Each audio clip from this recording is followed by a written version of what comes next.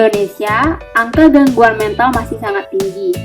Hal ini dibuktikan dengan data yang diperoleh Kementerian Kesehatan Republik Indonesia pada tahun 2013, di mana gejala depresi dan kecemasan untuk usia remaja ke atas mencapai sekitar 14 juta orang atau 6%, dan gangguan jiwa berat seperti skizofrenia mencapai sekitar 400.000 orang atau sebanyak 1,7 per 1000 penduduk Indonesia.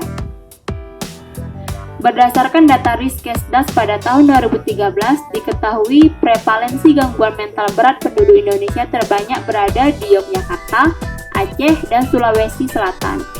Pada tahun 2018, terjadi peningkatan yang signifikan terhadap gangguan jiwa berat sebesar 7 per 1000 dari jumlah penduduk Indonesia.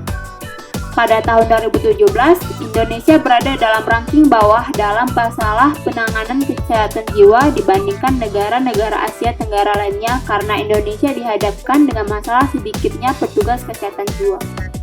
Penelitian yang dilakukan oleh Human Rights Watch pada tahun 2016 menyimpulkan bahwa sebagian besar daerah Indonesia mempercayai gangguan kesehatan mental disebabkan kerasukan roh jahat karena sebagai pendosa, melakukan perbuatan amoral atau kurang iman. Stigma ini mengakibatkan masyarakat malu mendatangi profesional untuk meminta bantuan. Hal ini sesuai dengan keluhan dari mitra, yakni Biro Asa Kita. Biro Asa Kita merupakan layanan psikologi pertama di Loksmawe yang menyediakan 6 psikolog profesional. Mitra mengeluhkan bahwa masyarakat Aceh enggan pergi ke psikolog karena takut dinilai gila atau mengalami gangguan jiwa oleh masyarakat lain.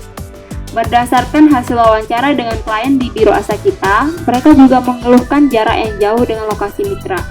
Hal ini membuat mitra merasa tidak bisa efektif dan optimal dalam menjalankan tugasnya sebagai pemberi layanan psikologi. Keadaan ini semakin parah karena pada tahun 2020, manusia di seluruh penjuru dunia digoncang dengan adanya pandemi COVID-19 yang sangat mempengaruhi kehidupan masyarakat dan menimbulkan banyak kepanikan. Pemerintah Indonesia menerapkan protokol kesehatan guna mencegah terjadinya penyebaran COVID-19, salah satunya dengan social distancing.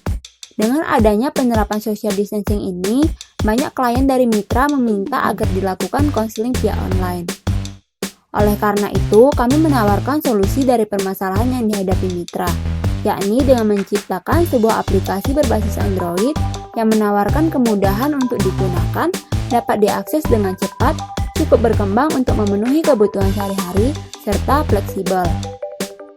Aplikasi ini kami beri nama Cybertherapy, karena layanan ini merupakan layanan kesehatan mental yang menyediakan profesional kesehatan mental melalui media online.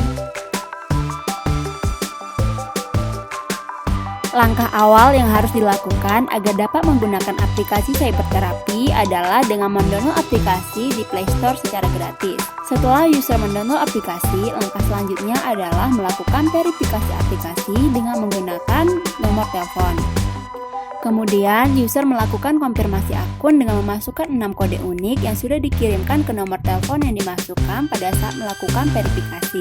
Setelah memiliki akun, user sudah bisa mengakses 3 menu yang tersedia pada aplikasi Cybertherapy, yakni menu konseling atau chat psikolog, menu info cerdas, maupun menu hoax dan fakta psikologi. Pada menu konseling, user bisa memilih psikolog sesuai dengan permasalahan yang dialami. User yang ingin melakukan sesi konseling harus mengisi informan konsen terlebih dahulu. Pada informan konsen ini akan tersedia beberapa pertanyaan singkat seperti inisial, tanggal lahir, alamat, dan nomor telepon. Setelah pengisian informan konsen selesai, maka user akan terhubung dengan admin. Admin akan meminta user untuk menceritakan permasalahan yang dialaminya secara umum. Setelah itu, user akan diberikan kebebasan untuk memilih psikolog yang nantinya akan membantu user. Untuk membantu user dalam memilih psikolog, kami menyediakan profil singkat dari psikolog yang terdiri dari alumni, tempat praktik, nomor SPP, dan juga pengalaman kerja. Sebelum memasuki sesi konseling, user harus menyelesaikan pembayaran terlebih dahulu. Pembayaran dapat dilakukan dengan transaksi bank maupun e-money seperti GoPay.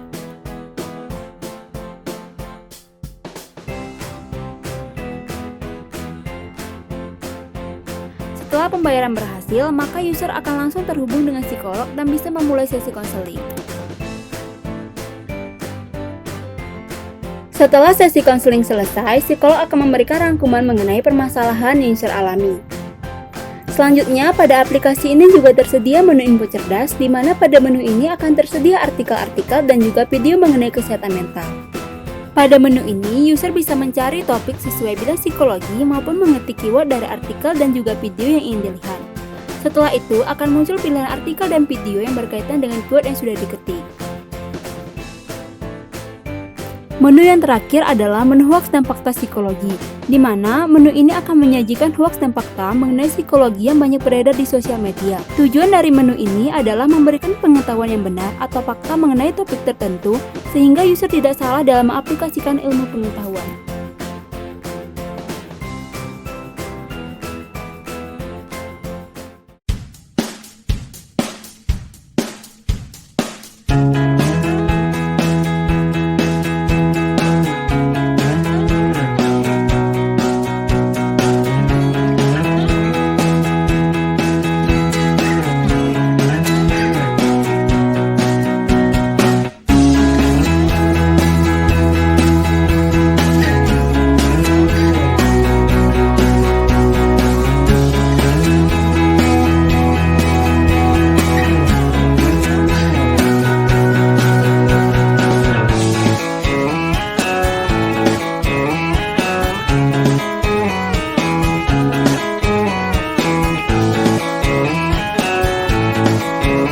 Dengan kondisi pandemi kayak gini, memang rata-rata orang itu mintanya online, bahkan ada yang ngechat ke asa kita tuh via WA aja gitu.